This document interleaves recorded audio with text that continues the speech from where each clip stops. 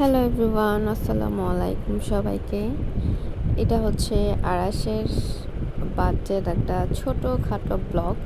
যেহেতু আমি অনেক বেশি অসুস্থ ছিলাম, তাই ভিডিও করার মতো মন মানসিকতা আসলেই আমার ছিল না। আর এবার একটাই আমাদের দুর্ভাগ্য যে মা ছেলের বার্থডে যেহেতু একই মাসে, বার্থডে সেলিব্রেশনটা তেমন একটা করা হয়নি। একা একাই বলা যেতে পারে যেটা করা হয়েছে, যেহেতু আরাসের নানুর বাড়িতে। আর আরাসের নানুর বাড়িতে বলতে গেলে কেউই নেই, নানা নানু ছাড়া। মামা ছিল, তাও সে চলে গেছে বাহিরে। যাই হোক, সেদিন হচ্ছে ওর বাবা ওর বার্থডেটা একদমই ছোটোখাটো করে আমরা সেলিব্রেট করার চেষ্টা করেছি। একটা কেক এনেছি, তারপর বেলুনস, আর এই যে হ্যাপি বার্থডে লেখাটাও এনে জাস্ট এগুলো অনেক তাড়াহুড়ো করে এগুলো ফুদিয়ে অনেক কষ্ট করে ফুলিয়ে হচ্ছে এই ছোটোখাটো করে ওর বার্থডেটা সেলিব্রেট করা। কারণ প্রত্যেক বছরই ওর বার্থডে সেলিব্রেট করা হয়, এবার কেন করব না সেই চিন্তায় হচ্ছে আমার খুবই খারাপ লাগছে। তো ওর আব্বু বলছিল কেন করব না, ছোটোখাটো হলেও করব।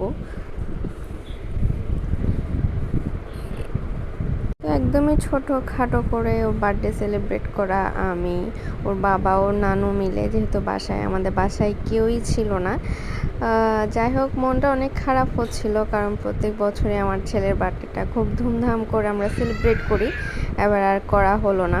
ইনশাল্লাহ সামনের বছর যদি সব কিছু ভালো থাকে অবশ্যই ভালো করে সেলিব্রেট করব। আর আমিও যেহেতু অনেক বেশি অসুস্থতা ফিল করছিলাম আর কি, একদমই শরীর ভালো লাগছিল না, কোনো মতো একটা ড্রেস পরে জাস্ট কেকটা কাটিং করলাম। আর এদিকে আরাসের বাবাও যেহেতু এখন আউট অফ সিটিতে থাকে, ওনারও হচ্ছে অনেক প্রেশার থাকে। আমি ভাবছিলাম যে এবার বার্থডেতে ওর বাবাকেও পাবো না। যাই হোক, ওর বাবাকে পেয়েছি। এরপরে বাপ ছেলে মিলে একটু খুনসুটি করলো, আর এদিকে আমি একটু ভিডিও করে দিলাম। একদমই ছোটোখাটো করে এই বার্থডেটা সেলিব্রেট করা।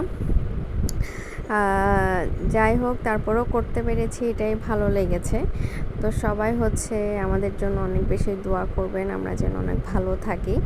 আমার ছেলের জন্য অনেক বেশি দোয়া করবেন। আজকের ভিডিওটা এ পর্যন্ত, সবাই ভালো থাকবেন। আল্লাহ হাফেজ।